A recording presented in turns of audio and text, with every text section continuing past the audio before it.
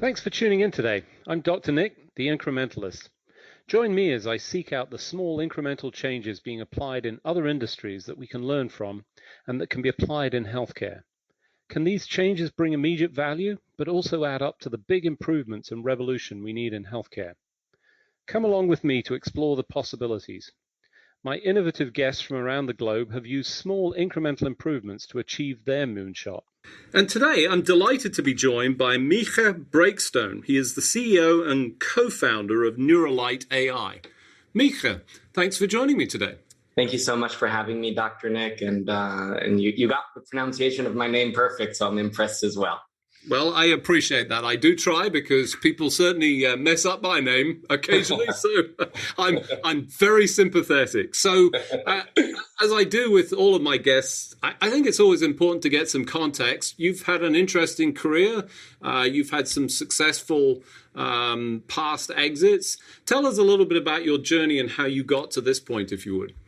Yeah, thanks for asking. So I think until the age of 29 or 30, I thought I would become a famous novelist one day. I was in the middle of doing my PhD. Part of it was at MIT, and I saw this sign that said, if you're not embarrassed to show us your demo, you've waited too long.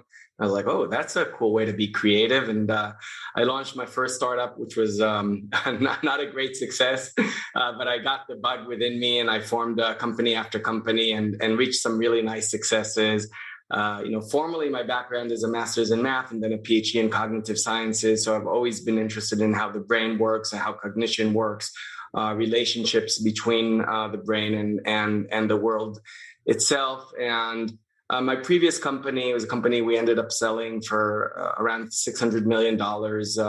We analyzed conversations. The goal there was to unlock the hidden dimensions that govern decision-making and voice conversations in order to understand and enhance human communication. At least that's what I told myself. We ended up helping people sell better, which was also amazing and lucrative, but not really a world changer. So, after Chorus, we made some money. We had a nice secondary. I started angel investing. And then I was lucky enough to be introduced to my current co-founder, who told me about this huge unmet need in neurology. And I was like, oh, wow, this is actually an opportunity to not only build an amazing company, but actually change the world for the better. So we dug in. Obviously, I didn't have a lot of background at all in neurology or in healthcare at all. But the theme that we were going for was, if in chorus it was, you can't improve what you don't measure. We measure the sales call. Here at Neuralight is you can't develop cures for drugs, for diseases you can't measure. And we measure neurological disorders. So it seemed like an amazing challenge. And we were able to group around us some amazing human beings and learn very quickly. And so that's kind of where we are. And I really hope that Neuralight becomes my magnum opus, our magnum opus, and that we are really able to transform the way neurology and precision medicine for neurology is done today. Yeah, so it's interesting you bring up that quote because I use that frequently in healthcare, especially because I think we're challenged with that across a number of spectrum. It's variously attributed to different people. I attribute it to Lord Kelvin. I'm a little bit biased with a British accent. The 1800s. I've had people argue the fact that maybe it was prior to him really doesn't matter. But you're exactly right. If you can't measure it, it is very difficult to improve something. And before we get into Neuralight, tell us a little bit about what you were measuring and what you were doing in this previous company. Yeah, so, Chorus is, again, it's very far. We were measuring conversations, right? So we were looking at everything from, what were the most important semantic cues? What were the sentiment that were measured? Were there any unseen patterns that would give away what was, happening in the conversation? We would look to automatically surface differences between great sales rep and mediocre sales reps and bad sales reps. So just give us an example, going back when it was like, is it true that great salespeople ask more questions than better salespeople? And, our intuition was, of course, they ask more questions because they want to get more information. And when we dug in and unleashed, quote unquote, artificial intelligence or AI, we found that our intuition was wrong. all salespeople ask the same amount of questions. It's not about the number of questions, it's about the quality of questions and the type of questions. So great salespeople ask what's called open-ended questions, or questions that elicit longer response times, and let people actually uncover their pains and talk openly.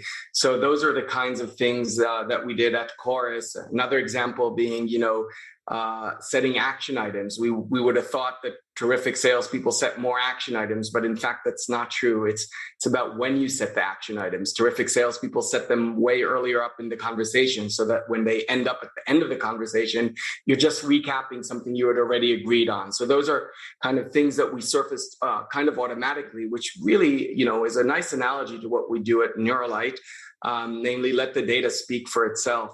The way I most like to bring this close to home for people is thinking, because most people aren't really acquainted with neurology, but almost everybody knows someone who suffers from some sort of, let's call it depression.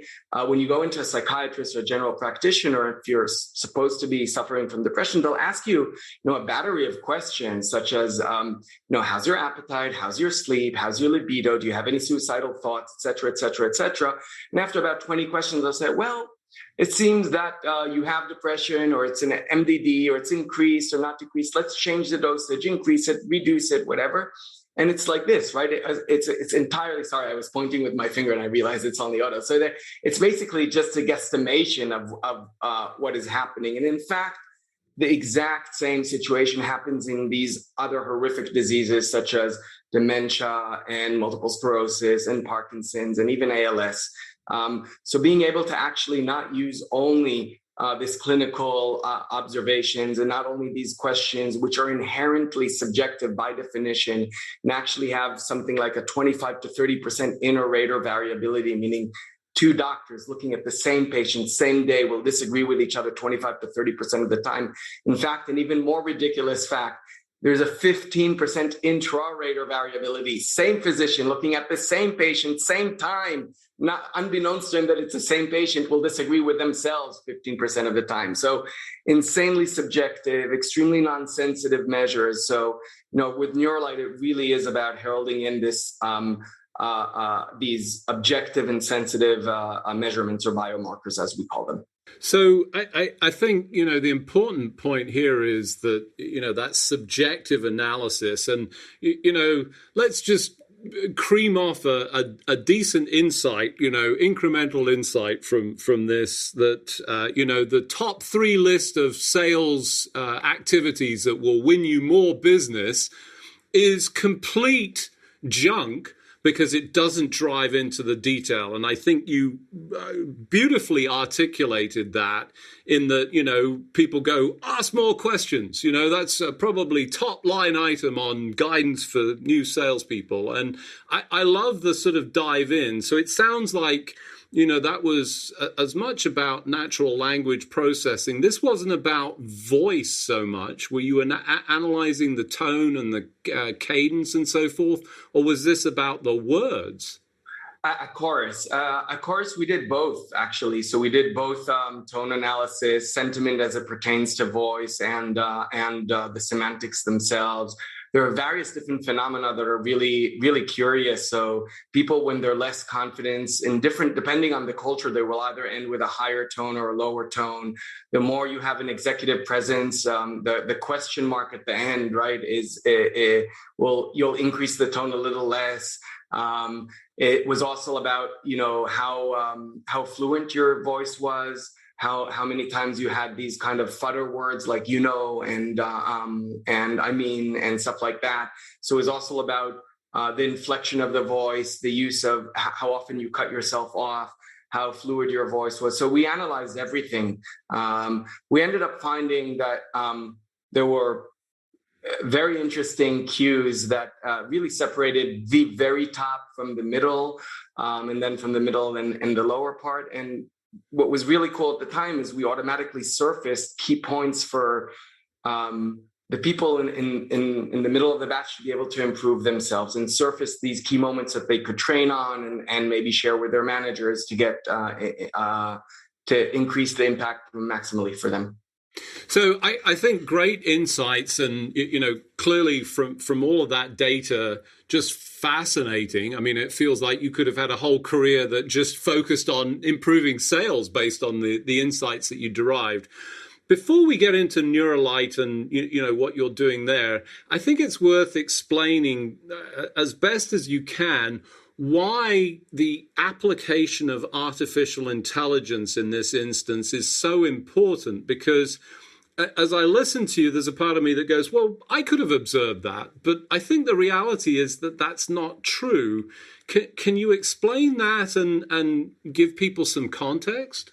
Yeah, for sure. So first, AI means a lot of things to different people, right? There's a meme going around amongst entrepreneurs mostly that says something like, if it's written in PowerPoint, it's AI. If it's written in Python, which is a coding language, it's machine learning, right? So often when I hear AI, I kind of shudder because I want to say, wait, we're not charlatans, right? It's not only about throwing in a lot of data and hoping that something beautiful comes out. Not at all.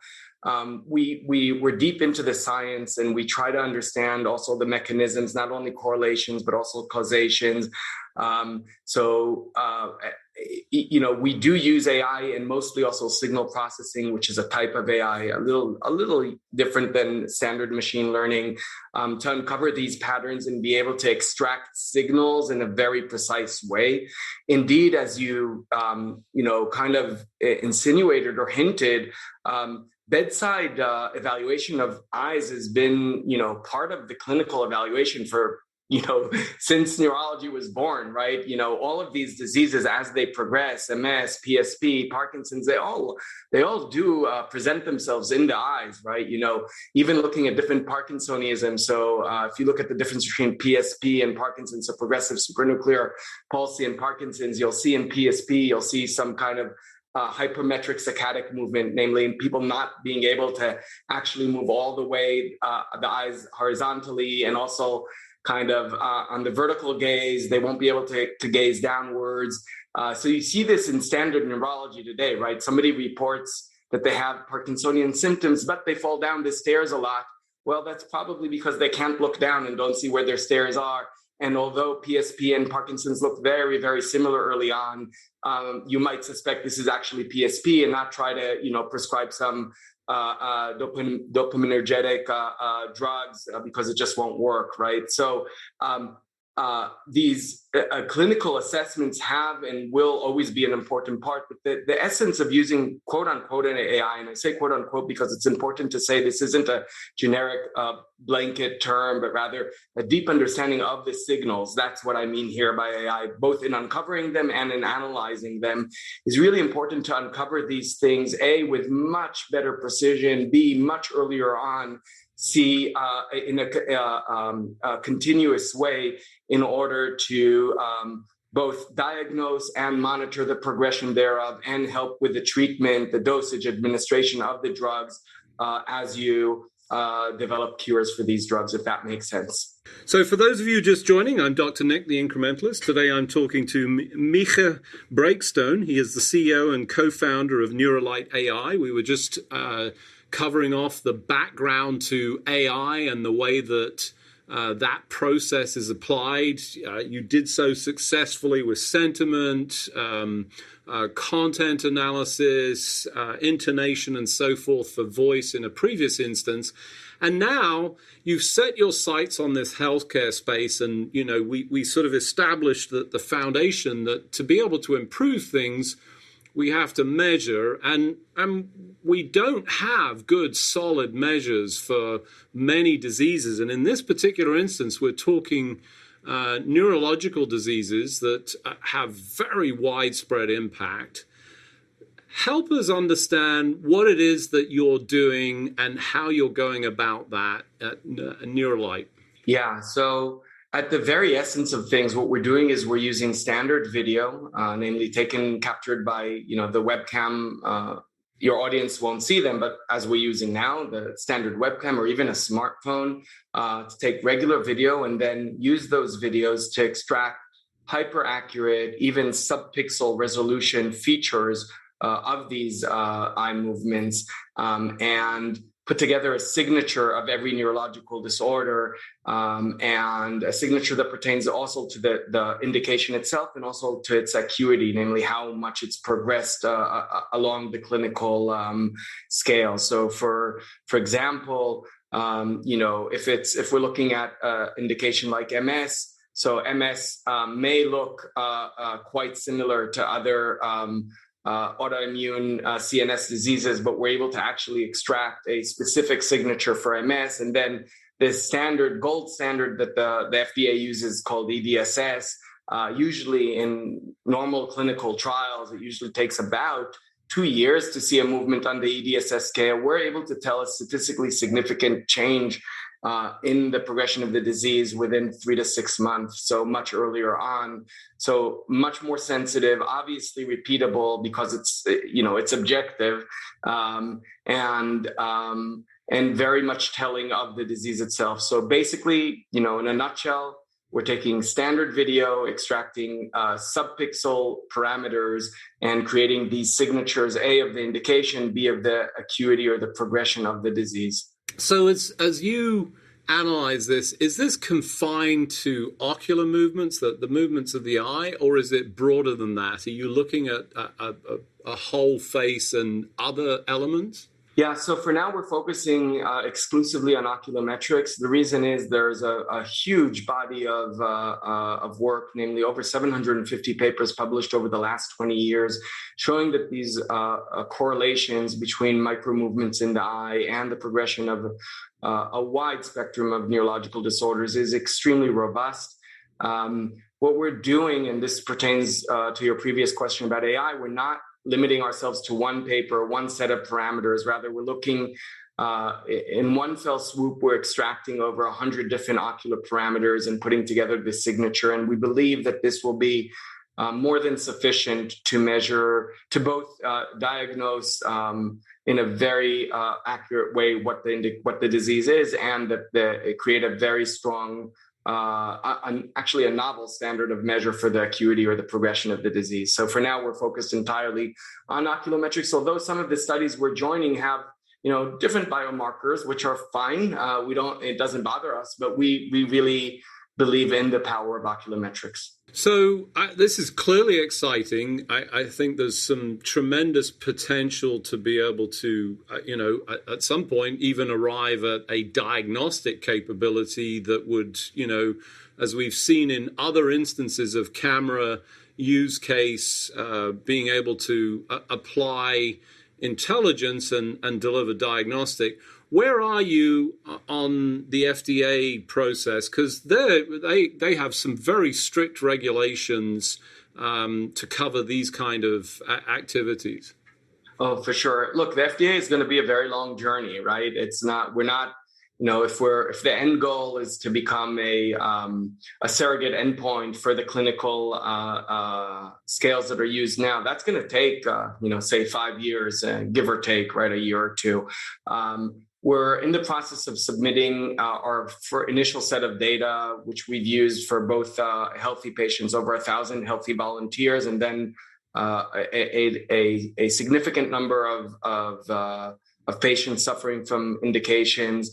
That would be, the standard process is you submit a 510K to show non-inferiority based on, comparing to a specific measure or device that is used today. And then as we participate in more and more trials with these pharma companies that we're collaborating with, we'll be able to send in more and more of these clinical evidence that what we're doing should be considered as a proxy or as a surrogate endpoint. And that will take time.